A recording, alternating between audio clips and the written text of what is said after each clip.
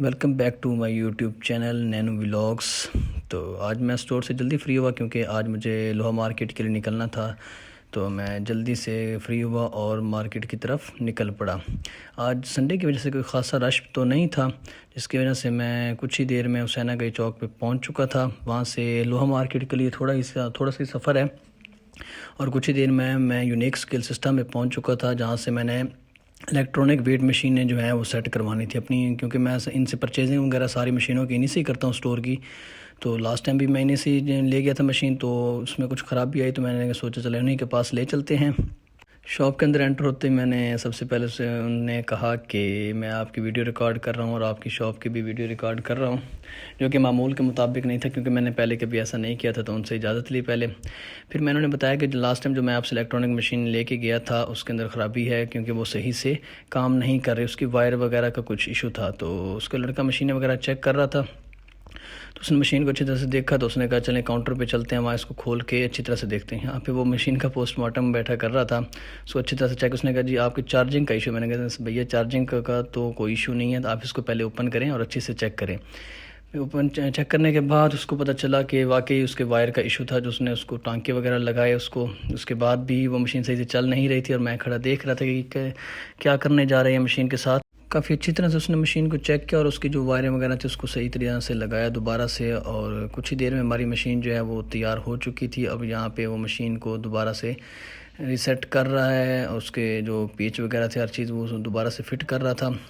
اور میں کھڑا دیکھ رہا تھا کہ ایک چھوٹے سے کام کے لیے مجھے اتنا سفر کرنا پڑا ہے۔ اور کچھ ہی دیر میں میرا کام مکمل ہو چکا تھا اور میں ان کی شاپ سے باہر نکل آیا،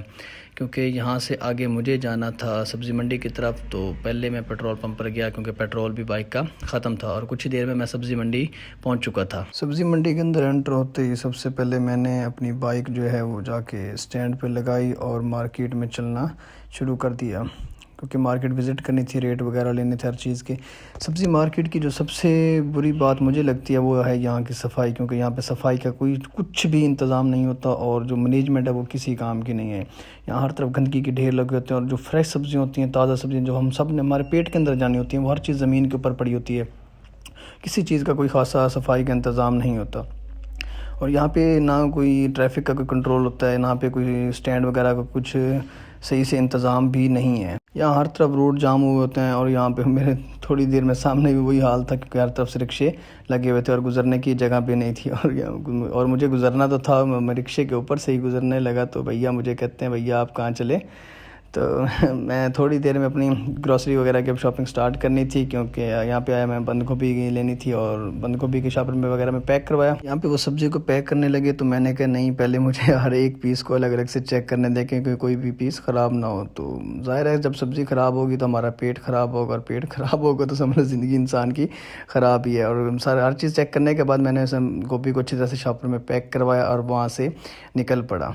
اب نیکسٹ باری تھی ادرک اور لہسن لینا تھا، میں نے اس کا ریٹ وغیرہ لیا مارکیٹ سے، اور یہاں سے میں لیتا ہوں ہر بار وہیں پہنچا، کیونکہ ان کی ادرک اور لہسن دونوں چیزیں فریش آتی ہوتی ہیں۔ ادرک کو اچھی طرح سے چیک کیا میں نے، لہسن کو دیکھا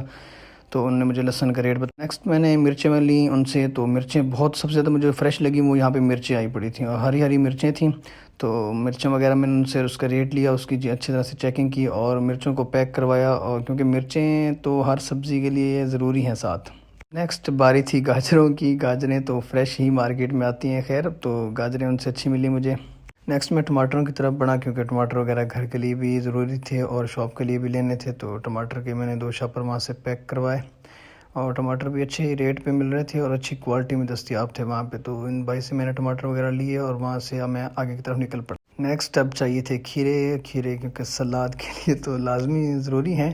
تو کھیروں کی شاپر میں نے وہاں سے پیک کروایا، ان سے ریٹ بھی اچھا تھا، اور ان کا کھیروں کا ریٹ بھی آج خاصا کم تھا پہلے کی نسبت،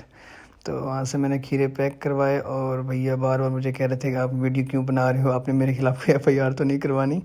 کھیروں کی ساری ورائٹی اچھی طرح سے چیک کرنے کے بعد میں نے کھیروں کو وزن کروایا، اور کھیروں کو 2 الگ جگہوں پہ پیک کروایا، ایک گھر کے لیے اور ایک شاپ کے لیے، تو وہاں سے ان سے میں نے چینج لیا واپس، اور وہاں سے نکل پڑا میں آگے جہاں پہ سبزی میں اکٹھی کر رہا تھا، اور یہاں پہ ہماری سبزی ٹوٹل ساری تقریباً اکٹھی ہو چکی تھی، اور وہاں سے میں سبزی منڈی سے نکل پڑا۔